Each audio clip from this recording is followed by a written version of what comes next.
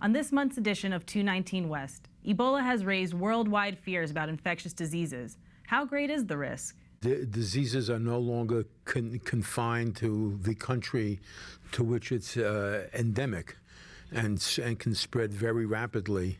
25 years ago, the Berlin Wall came down, but it almost didn't happen. But to have the dramatic fall of the wall behind me was not something we anticipated. And when is a dumpster not just a dumpster? Dumpsters are really ugly, so this is getting people in space that's usually ugly, but rethink it a little bit, you can make it pretty.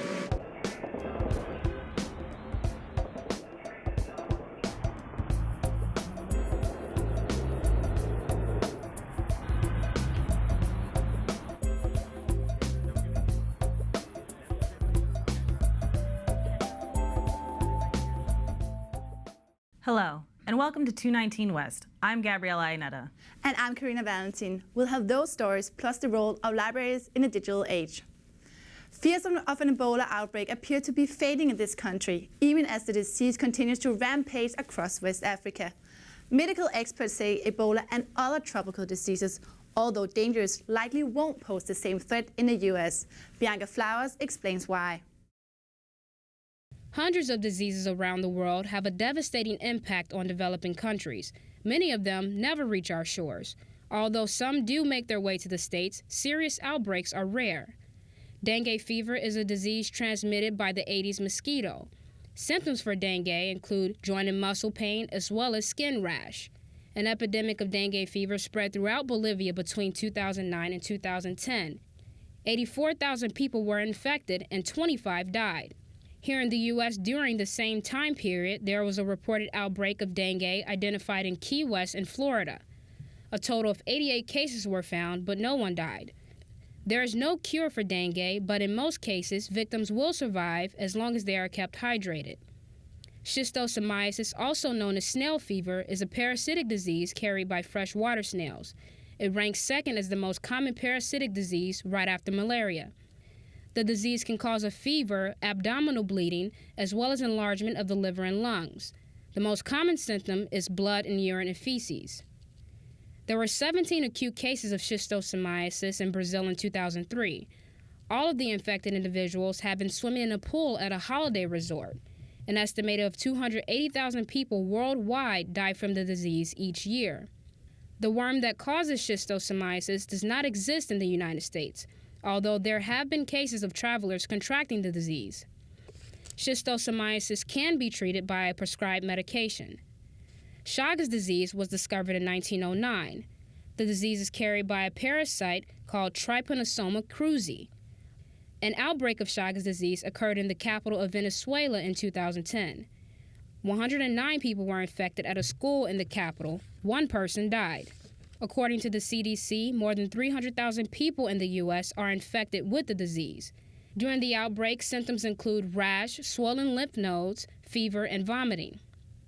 Sadly, many of people around the world will continue to be infected and affected by these diseases. All of them can be prevented and even eradicated, but only through preventive action plans and a collaborative effort by countries around the world. For 219 West, I'm Bianca Flowers. Joining me today is Dr. Herbert Tanowitz of Albert Einstein College of Medicine at Yeshiva University. He's a professor of pathology and specializes in tropical medicine for infectious diseases. Welcome, doctor. Thank you for joining us today. Thank you for having me. Okay, so you've done a number of clinical studies on infectious diseases. Just how endemic have these become in developing countries, and is it a concern for the U.S. today?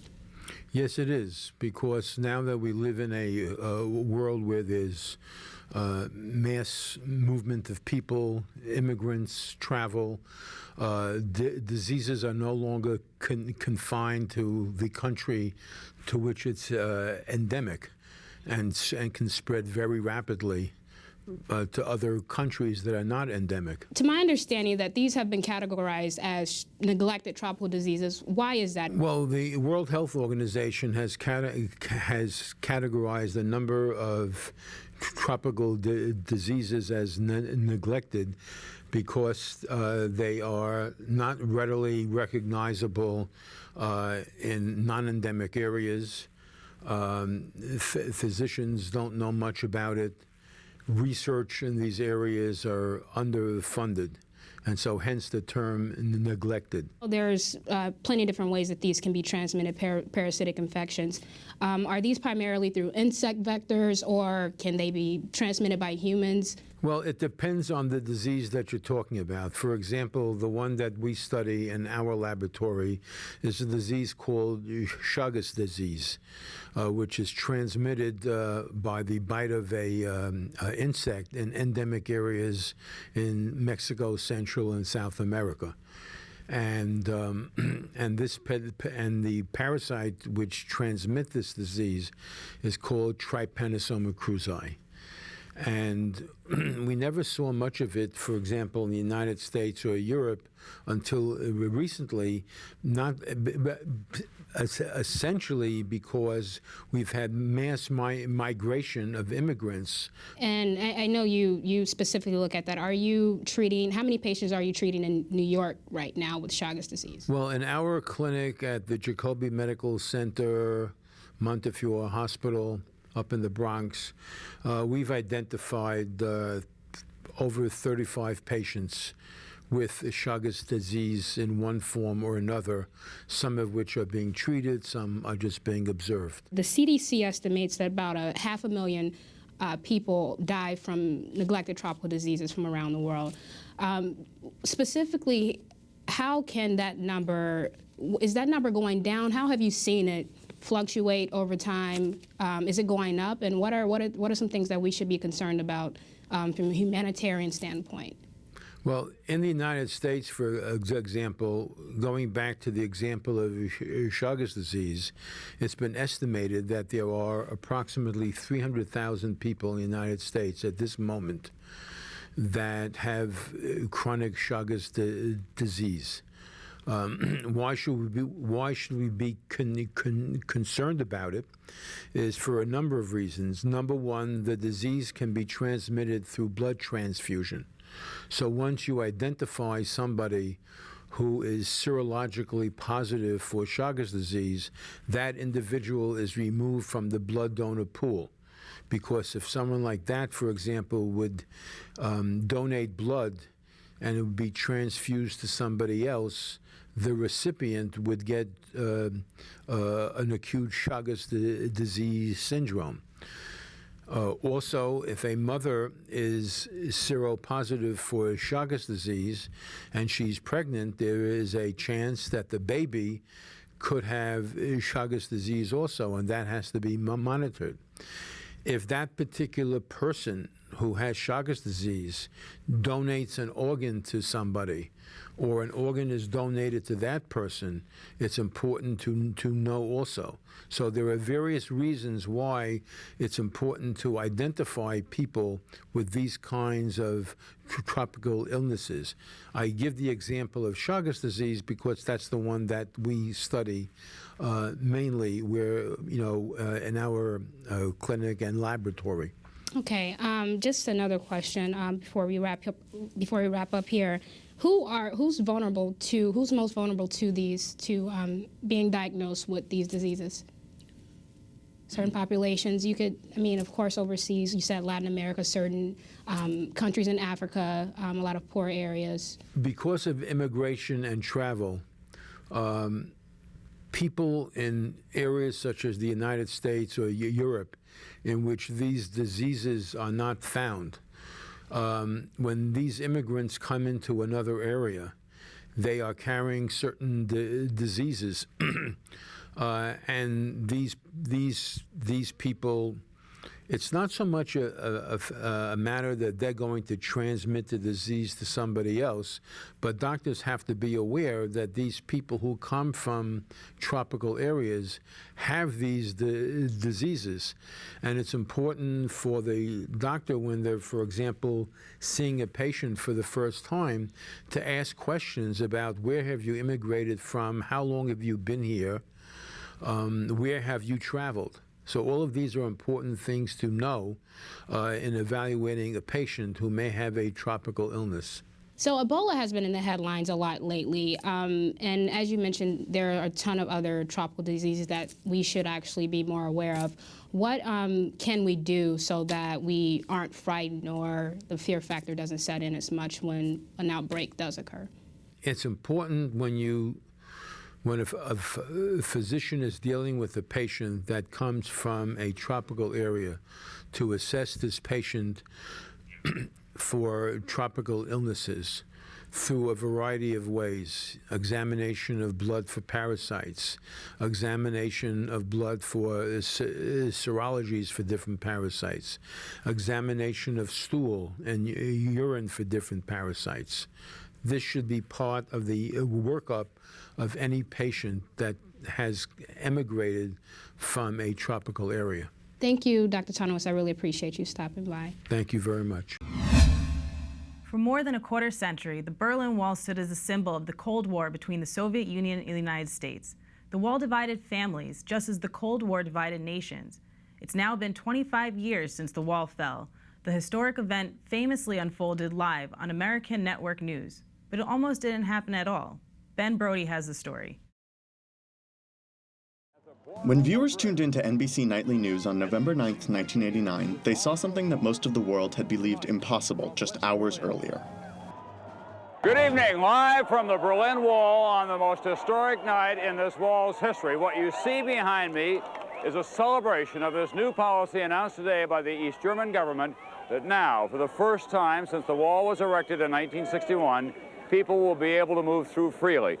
Jubilant East Germans danced on the wall, where they likely would have been shot just the day before. At border crossings, people eagerly streamed to the west, and all over the world, the end of the Cold War was suddenly in view. Until that night, the reality of the Berlin Wall had largely been one of concrete and barbed wire. It was built to divide the Western and Soviet zones of the city. For everyone involved, the wall felt permanent. Belinda Cooper lived in West Berlin at the time, but she often traveled to the east carrying information for dissidents. It was kind of an Alice through the looking glass experience. It was like going into this other world that was sort of like West Berlin, but not quite. I mean, I think of East Berlin in the winter as like the paradigm East Bloc experience. By 1989, the Cold War had raged for almost half a century. Some countries, like Poland and Hungary, were pushing for reform, but East Germany wasn't one of them. Its state security agency, the Stasi, were more pervasive than Moscow's notorious KGB. The country was ruled by hardliners who eyed capitalist West Germany with hostility and fear. Still, demonstrations demanding freedom of movement began in East Germany in the summer of 1989. On October 9th, tens of thousands of people, including Cooper, rallied in Leipzig. People were telling me this could be Tiananmen. I mean, they could turn on us. They could start shooting us. They were worried the authorities would use deadly force, just as the Chinese government had in Beijing's Tiananmen Square 4 months earlier. But the demonstrators in Leipzig circled the city peacefully. From then on, demonstrations became more common. In New York, NBC was watching the developments. Did we think it would happen in 24 hours while we were there? No. We thought it would probably be something like the Czech Revolution, you know, the Velvet Revolution. It would take a couple of weeks and then they'd work it out. But to have the dramatic fall of the wall behind me was not something we anticipated. The opening of the wall was not expected, not by the people in East Berlin, not by people in East European countries, not by the superpowers. When Brokaw and his team got to Berlin, the East German political elite were readying a long press conference on new measures. They offered some freedom of movement, but were designed to sound good without doing much. But the Politburo member, the unlucky Politburo member charged with announcing these, botched the announcement so badly that it sounded as if he had just opened the wall. And we're droning on, and then suddenly he pulls out that piece of paper and reads that announcement that changed the course of history. Heinrich Walling said to me, he was our cameraman, I think he was our sound man at that point, the wall is coming down, or something to that effect. And his eyes were about that big because he lived with it forever. East Germans were just as surprised, but they decided to test the announcement. They gathered at border crossings like the one at Bornholmer Street. That's where a lot of dissidents lived. And so they, in large numbers, when they heard this Politburo announcement, decided to go to the checkpoints and say, let us pass. And the border guards were baffled. They had no instructions. And the border guards kept calling their superiors, and their superiors had no instructions for them either. And gradually the crowds grew larger and larger, and finally, on an ad hoc, uncoordinated basis, on an individual basis, the border guards decided to open the gates. As people streamed through the borders, others simply climbed the wall. And then they started to dismantle it. The wall, as we have known it since 1961, a sinister symbol of oppression, the wall has changed dramatically tonight. It took almost a year for East and West Germany to reunite, but after November 9th, there was no going back. The wall was symbolic of the whole Soviet satellite system. So it was not just Germany. You know, you stop and think about it, it was the Baltics, and it was Czechoslovakia and Poland and Hungary. They were all behind their own kind of wall. And when the real and symbolic wall came down, it was a flood tide, and it was over. For 219 West, I'm Ben Brody. For workers struggling to make ends meet, wages that keep pace with the cost of living is always a cause for concern. But there's one group of workers with a more dire challenge, getting paid at all. They're victims of something called wage theft. Chin Chen has more. Maria Aguilar is getting off work. She has just finished cleaning a luxury condo in Brooklyn. She earns $70 for 4 hours of work. When she picks up her paycheck, all the money that was promised is there. That was not always the case. I went to the corner in Williamsburg to look for work. I went, but there wasn't many opportunities. Like other undocumented female immigrants, Maria used to stand on the corner of Mercy and Division Avenues in early morning waiting for someone to hire her. As a 36-year-old single mother supporting 2 children in high school, she had to take whatever the employer offered. No questions asked, no written agreement. She was at the mercy of her employer.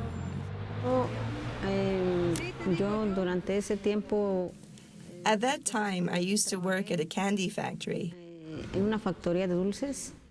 After 2 weeks, the employer refused to pay me. Maria was a victim of what is called wage theft, the illegal withholding of wages or the denial of benefits that are rightfully owed to an employee. So, for example, less than the minimum wage, or the law also requires that someone who works more than 40 hours in a week be paid time and a half, that is 150% of their normal pay rate for any hours in excess of 40. And many employers don't observe that law either, and so that also is a form of wage theft. Ruth Milkman is a professor of labor studies at CUNY's Murphy Institute. If a worker is required to work what is sometimes called off the clock, that is, they have an 8-hour shift, they punch in, they punch out, and then the employer says, oh, could you clean up over there? And that ends up taking another hour, and they're not paid for that hour. That's also considered wage theft. Professor Milkman points out that the Fair Labor Standards Act of 1938, the law that created the minimum wage, was also intended to protect undocumented workers like Maria. But most workers, both undocumented immigrants and everybody else, are not fully aware of their rights under the law and are fearful of losing jobs that they need by speaking out. So sure, there's the added fear of deportation or apprehension for undocumented immigrants, but I'm not sure it's dramatically different for them than for other workers. They are more likely to be subjected to these practices, these illegal practices that we call wage theft, but it's not uncommon for undocumented folks to be challenging those illegal practices. A 2009 study of violations of employment and labor laws shows that workers like Maria, non-hourly workers paid in cash, are 4 times less likely to receive the minimum wage that they are legally entitled to. Ligia Guapa is the executive director of the Worker Justice Project. In the past 4 years, this organization has begun several initiatives to educate workers and negotiate collectively with the employers who go to places like the corner. The reason they came to the corner and accept the poorest wages accept poor working conditions was because there was few jobs, and the temporary employment and the very informal hiring process allowed them to kind of accept a level of exploitation that is very inhumane. 4 years ago, Worker Justice Project took concrete steps to help these vulnerable workers. Back then in 2011, the initiative started with the development of a house cleaning cooperative to kind of start thinking about a way to create, as a way of creating a bargaining structure. And that's how Apple Eco Cleaning was born. Now, Maria has a steady, good-paying job. Right now, I'm a member of Apple Eco Cleaning. I haven't experienced any wage theft. Whenever I go to work, I get a check at the end of the service, or I get cash. I always get paid. But Maria never forgets where she came from, and from time to time, she goes back to the corner. I have talked to my friends, and I've encouraged them to join the Workers' Justice Project and Apple Eco Cleaning Cooperative, because they can avoid wage theft. They can get money, and the working environment is better than the corner. A la organización y puedan entrar a la cooperativa para trabajar, porque les digo que en la cooperativa ya para las limpiezas son más diferentes. I'm Chin Chen for 290 West. Next month, the people who clean dirty airplanes or help you with your baggage will meet some other workers who are also victims of wage theft. What do you get when you cross a giant stitched-together inflatable plastic balloon with an industrial-sized garbage can? The inflatable dumpster, of course, and one might be coming soon to a corner near you. Brian Obsidis has the story. While not quite a balloon and not quite a dumpster, the inflatable dumpster, brought to us by artist John Locke's Department of Urban Betterment, is turning heads on the Upper West Side. This project specifically is called Inflato, and so what we're doing is just kind of reusing a dumpster in a different way, helping out this local neighborhood, giving a chance to some of the local artists to show their work. As public space in New York becomes increasingly privatized and commodified, the Inflato dumpster seeks to counter that tendency by serving as an open, engaging street-level structure, acting as a mobile learning laboratory, and a venue to host live music and film screenings for local artists. Inflato dumpster is built from polyurethane sheets, duct tape, and a container, which are combined into a structure, which is then inflated and occupied. The highest point on the dome is approximately 28 feet, and the space comprises nearly 2,000 cubic feet of overall volume. My senior thesis in college was, I pretty much did a documentary on the struggle for creatives in New York City to become successful. So, I'm a videographer, I guess a filmmaker, and it's so hard for me to actually put myself out there and to become successful from that. So I knew that there were other people in different mediums that are going through the same thing. What I'm about to play now is actually an episode from the series that I shoot, which is kind of like I shoot over the course of a weekend, just all the underground New York City events and artists and stuff in the area. In history, you gotta do your own thing. I don't want to be with you next. I want to be your beat. So.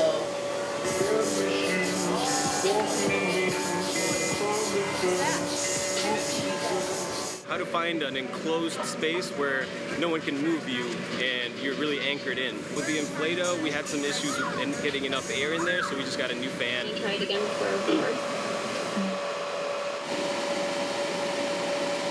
It's difficult to find locations where emerging artists can show their work or that can perform.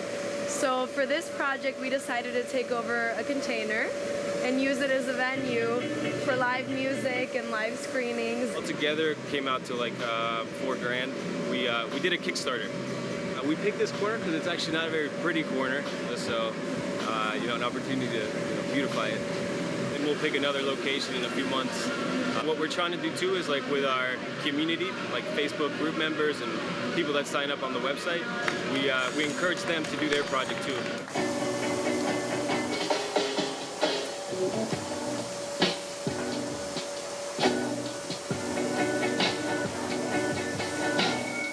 Dumpsters are like, really ugly, so this is getting people in a space that's usually ugly, but, rethink it a little bit, you can make it pretty. For 219 West, this is Brian Urbsidis reporting from the Upper West Side.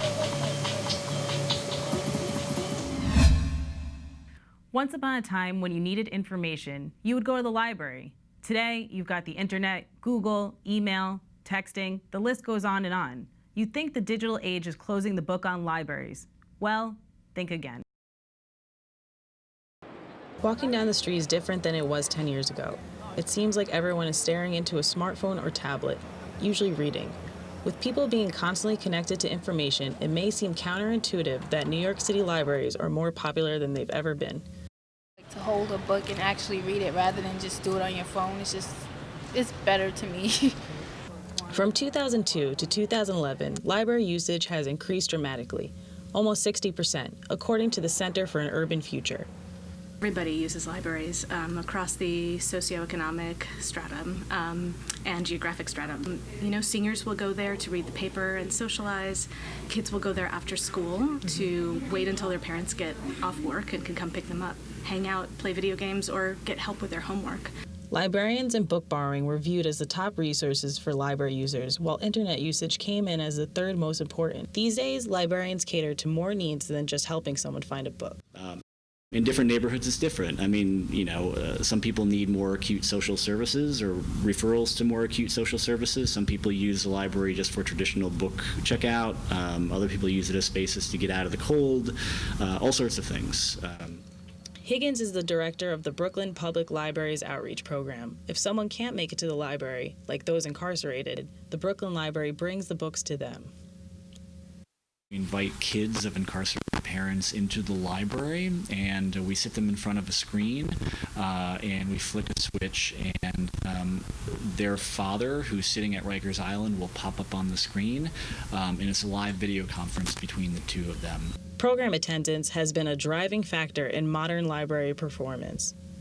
For the past 10 years, program attendance at the city's libraries has increased by 62%. So we know that having this on-site capacity is really more important than ever. It's key for librarians to find creative ways to provide information and services to everyone in communities. Libraries are one of the only free resources available for people of all ages.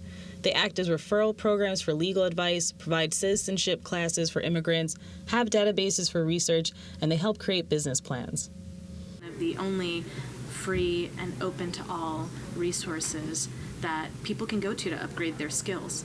So, they can prepare for their GED if they never graduated high school, or they can brush up on their English, or they can even go there to learn Microsoft Word or Excel or other computer programs. The digital age is not killing libraries. In fact, computers and the internet are part of the reason libraries are still attractive. We find that the trend and the use of ebooks continues to increase and the demand for ebooks increases. That in no way indicates the death of the book as we know it. The Research Center reported that in 2012, 28% of readers read an ebook. While it may be up 16% from the year before, print books are still dominant.